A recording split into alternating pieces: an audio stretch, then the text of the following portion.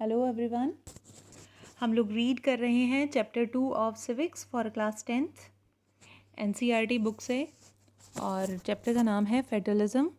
Federalism में हम अब तक के वीडियोस में जो पिछले पार्ट मैंने दिया है उसमें हम कवर कर चुके हैं कि व्हाट इज़ फेडरलिज्म, फेडरलिज्म होता क्या है और यूनिटरी फॉर्म के साथ किस तरह से कंट्रास्ट है फेडरलिज्म का, यूनिटरी फॉर्म ऑफ गवर्नमेंट क्या होती है, और फेडरलिज्म की डेफिनेशन हमने की थी।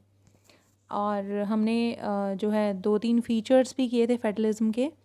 तो आज हम दोबारा से फेडरलिज्म के फीचर्स को शुरू से कर रहे हैं, तो होपफुली आप ध्यान से सुनेंगे और लेट्स सी कि क्या क्या फीचर्स होते हैं फेडरल गवर्नमेंट के। तो let's start the reading. Let us look at some of the key features of federalism. Point number 1 है there are 2 or more levels of government. Federalism में सबसे पहला फीचर यही है कि इसमें एक लेवल होता है जिसमें उसको तो यूनिटरी गवर्नमेंट बोलते हैं, लेकिन इसमें 2 लेवल या 2 से ज़्यादा लेवल होते हैं गवर्नमेंट के। सबसे प्रोमिनेंट फीचर, सबसे इम्पॉर्टेंट फीचर यही है कि फेडरलिज्म जिस भी देश में होगा उसमें गवर्नमेंट के 2 और मोर लेवल्स होंगे। सेकेंड पॉइंट है different tiers of government govern the same citizens, but each tier has its own jurisdiction in specific matter of legislation, taxation and administration. तो इसमें अलग अलग लेवल्स होते हैं गवर्नमेंट के, और उन अलग अलग लेवल्स को चुनता कौन है, उनको इलेक्ट कौन करता है, सिटीजन्स। बट उनके अपने अपने ज्यूरिडिक्शन होते हैं, मतलब स्टेट के अपने मामले हैं, अपने इश्यूज़ हैं जिन पर स्टेट डिसीजन लेता है, उसी तरह से सेंटर के भी अपने इश्यूज़ हैं जिस पर वो डिसीजन लेता है। तो वो जो डिसीजन है वो लेजिस्लेशन से संबंधित हो सकते हैं, टैक्सेशन से संबंधित हो सकते हैं, एडमिनिस्ट्रेशन से संबंधित हो सकते हैं। हमारे कॉन्स्टिट्यूशन में स्पेसिफाई किया गया है कि कौन कौन से मैटर पर स्टेट डिसीजन लेगा और कौन कौन से मैटर पर सेंटर को डिसीजन लेना है। तो ये कॉन्स्टिट्यूशन में स्पेसिफाई है। थर्ड फीचर है फेडरलिज्म का, the jurisdiction of the respective level of tiers of governments are specified in the constitution, so the existence of authority of each tier of government is continually guaranteed. अब ये कैसे पता चले कि state के जो मामले हैं वो कौन से हैं और सेंट्रल के मामले कौन से हैं, कि कौन किन किन इश्यूज़ पर कौन कौन से एरियाज़ हैं जिन पर स्टेट जो है काम करता है, या कौन से इश्यूज़ हैं जिन पर सेंट्रल गवर्नमेंट को काम करना है। तो यही बात है कि हमारे कॉन्स्टिट्यूशन में उसको स्पेसिफाई किया गया है, स्पेसिफाइड इन कॉन्स्टिट्यूशन लिखा भी है, तो उसको स्पेसिफाई किया गया है कि ये जो एरियाज़ हैं वो कौन देखेगा, हमारा सेंट्रल गवर्नमेंट देखेगी या फिर हमारी स्टेट गवर्नमेंट उसको वॉच करेगी। उसके बाद है the fundamental provision of constitution can not be unilaterally changed by one level of government. अब जो फंडामेंटल प्रोविजन है, यानी जो हमारे कॉन्स्टिट्यूशन में लिख दिया, तो उसको कोई नहीं चेंज कर सकता, उसको इनमें से कोई लेवल कम से कम चेंज नहीं कर सकता। ना सेंटर लेवल स्टेट गवर्नमेंट के फैसलों को चेंज कर सकता है, और ना स्टेट गवर्नमेंट जो है वो सेंटर के डिसीजंस को चेंज कर सकती है। तो ये दोनों ही जो हमारे लेवल्स हैं गवर्नमेंट के, ये एक दूसरे को अफेक्ट नहीं कर सकते। तो such changes require the constant of both the levels of government. और अगर ऐसा कुछ चेंज करने की ज़रूरत महसूस होती है तो फिर इन दोनों लेवल्स को आपस में सहमति बनानी होगी और दोनों को मिलके वो डिसीजन लेना पड़ेगा। फिफ्थ जो फीचर है वो है court have the power to interpret the constitution and the powers different levels of government. एक शक्ति है हमारे देश में कोर्ट, जिसके पास पावर है इंटरप्ट करने की। क्या इंटरप्ट करने की? अगर स्टेट के मैटर में या फिर सेंटर के मैटर में इंटरप्ट करना है, या उसकी पावर को घटाना या बढ़ाना है, या कोई पावर देनी है, तो सिर्फ हमारा जो कोर्ट है वही उस मामले में इंटरफेयर कर सकता है किसी भी लेवल पे। मतलब स्टेट लेवल पे भी कोर्ट इंटरफेयर कर सकता है और सेंट्रल लेवल पे भी। The highest court acts as an empire if the dispute arise between the different levels of government in the exercise of their respective powers।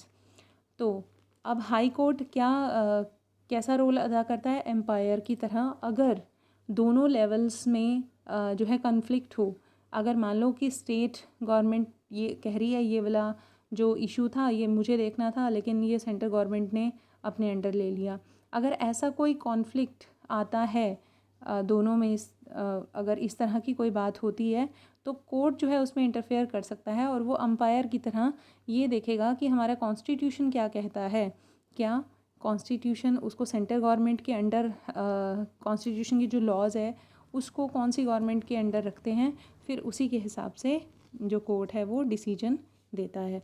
उसके बाद है sixth feature, source of revenue for each level of government are clearly specified to ensure its financial autonomy.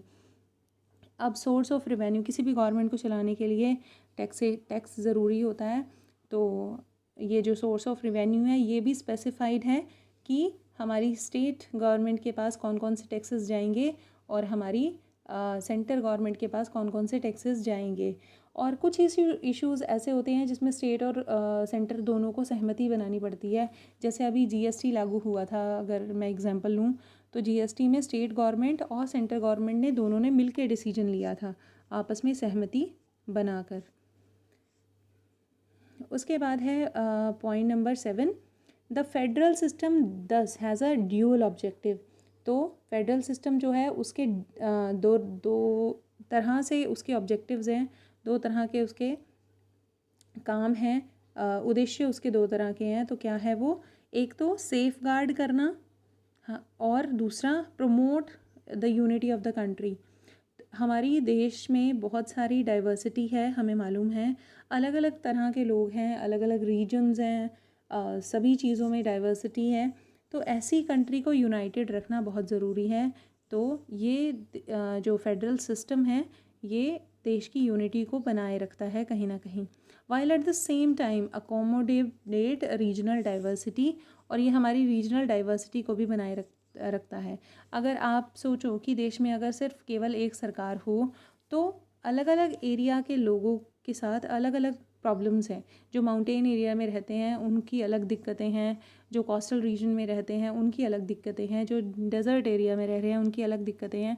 तो अगर वहाँ पर regional governments होंगी तो वो उनकी प्रॉब्लम्स को ज़्यादा अच्छे से समझ पाएंगी और उसको सुलझा पाएंगी। तो इसीलिए जो डाइवर्स देश होता है जिसमें इतनी सारी डाइवर्सिटी हो उसके लिए फेडरल स्ट्रक्चर जो है प्रमोट करता है unity. Therefore, two aspects are crucial for institution and practice of federalism. Governments at different levels should agree to some rules of power sharing. तो गवर्नमेंट को ऑब्वियसली एग्री होना पड़ेगा पावर शेयरिंग के कुछ रूल्स से। They should also trust that each would abide by its part of agreement. और उन्हें एक दूसरे पर विश्वास होना चाहिए, क्योंकि अगर स्टेट गवर्नमेंट या सेंट्रल गवर्नमेंट को एक दूसरे पर विश्वास नहीं होगा तो वो अपना काम ढंग से नहीं कर पाएंगे। An ideal federal system had both the aspect, mutual trust and agreement to live together. जो एक अच्छा फेडरल सिस्टम होता है उसमें दोनों बातें होती हैं, एक तो म्यूचुअल ट्रस्ट होता है, दोनों का आपस में ट्रस्ट कैसे है कि हाँ स्टेट को लगना चाहिए कि जो सेंट्रल गवर्नमेंट डिसीजन लेगी वो सही लेगी, या सेंटर को लगना चाहिए कि जो स्टेट गवर्नमेंट है वो अपने स्टेट को एटलीस्ट अच्छे से लॉ एंड ऑर्डर में रखेगी। तो ये जो म्यूचुअल ट्रस्ट है और एग्रीमेंट टू लिव टुगेदर, यानी जितने भी टाइम उनको सरकार चलानी है वो एक एग्रीमेंट के तहत रहें, यानी जो जो बातें स्टेट और सेंटर को दी गई हैं वो उनको अच्छे से निभाएं। ये ही दो आस्पेक्ट हैं अच्छे फेडरल सिस्टम के। उसके बाद है the exact balance of power between the central and state governments varies from the federation to another. तो अब ये जो बैलेंस है पावर्स का कि सेंट्रल गवर्नमेंट और स्टेट गवर्नमेंट को कितनी कितनी पावर्स देनी चाहिए या नहीं देनी चाहिए, तो ये वेराई करता है, ये डिपेंड करता है कि हमारा जो फेडरल सिस्टम है वो किस लिए बना था देश में। तो आगे बढ़ते हैं। This balance depends mainly on a historical context in which the federation was formed. अब इसके लिए हमें ये बैलेंस के लिए ये देखना पड़ेगा कि किसी देश में जो फेडरेशन बनी है तो वो क्यों बनी है, उसकी हिस्ट्री क्या रही। There are two kinds of routes through which federation have been formed. तो दो तरह से फेडरेशन फॉर्म होती है किसी भी देश में। फेडरलिज्म जो आता है वो दो तरीके से आता है। The first route involves independent states coming together on their own to form a bigger unit. कई बार क्या होता है कि इंडिपेंडेंट नेशंस आते हैं इकट्ठे और वो बिगर यूनिट बनाने के लिए एकजुट होते हैं, तो उसको भी हम फेडरल सिस्टम कहते हैं. ज़रूरी नहीं कि फेडरल सिस्टम जो है स्टेट्स के बीच में ही हो, फेडरल सिस्टम कंट्रीज़ के बीच में भी हो सकता है. तो यूएसए बहुत बड़ा एग्जांपल है. यूएसए में 50 स्टेट्स हैं जो इकट्ठे आकर जिन्होंने अपना एक यूनिट बनाया है. तो वो अपने आप को बिगर यूनिट दिखाने के लिए स्टेट्स ऐसा करते हैं. तो states coming together on their own to form the bigger unit so that the pooling sovereignty or and retaining identity then they can increase their security. इससे उनकी सिक्योरिटी भी बढ़ेगी और उनकी जो sovereignty है वो भी इंक्रीज़ होगी. And retaining identity they can increase their society. तो ऑब्वियसली उनकी जो सोसाइटी है वो भी इंक्रीज़ होगी इससे.